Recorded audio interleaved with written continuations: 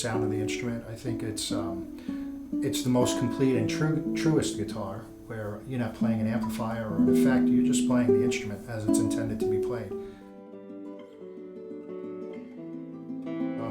As far as my partnership with my wife, Michelle, we met 23, 24 years ago while at college. And quite simply, I thought she was the best player in the building, so I made it a point to make sure I played with the best player in the building. The personal side of things, well, that developed naturally, and the musical side of things, there's such a wonderful repertoire for flute and guitar, so we were very blessed to want to play with one another and to have really 600-700 years of music to select from. So we started with simple selections. I think I fell into ensemble play partly out of the reality of where I came from as a young player. Being a rock player, you don't necessarily play alone, you play with other instruments.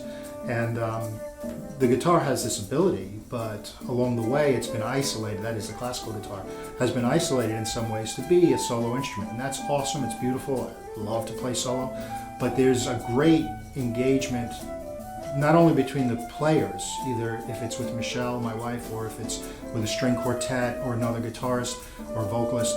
There's that communication, but most importantly, when musicians are communicating to one another, there's a great communication between them and the audience that sometimes is hard to achieve as a soloist. But I have no problem, for me, and I have no problem achieving it in ensemble. The nuances of playing with a flute are pretty simple in the fact that the flute has this unbelievable ability to reach the back of any room it's in. It's a big instrument for a little stick. You know, it's this tiny little stick, but it's a really loud, piercing instrument. And what I like that the Alhambra does with the flute is, while no guitar could ever meet its power, it meets its nuance, and it can work with that flute overtone. So it kind of helps, the guitar is helped by the fact that the flute is strong. It's pulled with it, and the Alhambra is willing to go with the flute, and that's what I like about it.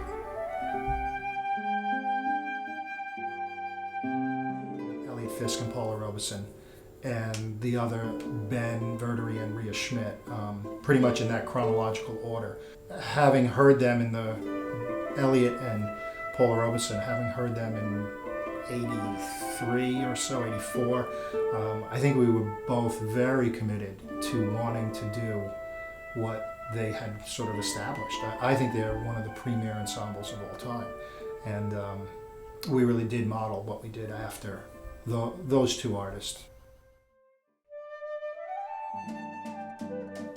Philippe Bittard, who connected me to Alhambra in, I want to say 2007, and I think back on how I met Philippe, and it was just a wonderful accident. There was a guitar show here on the island, and we met.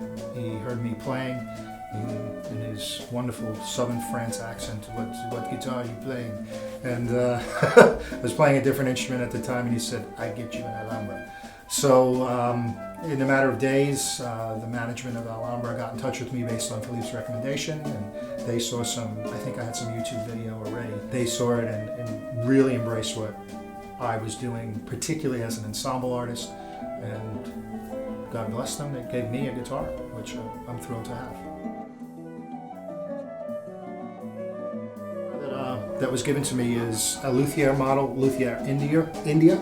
So it's an Indian rosewood side and back. And in this case, it's a spruce top, obviously ebony fingerboard, Spanish mahogany neck. The aesthetic of the guitar is absolutely wonderful. The rosette is a beautiful tile rosette. And it meets my needs in that it's a full guitar, it's a bigger body, and most importantly, what I really appreciate about the sound that it produces is the fact that the guitar, for a modern classical guitar, is all wood.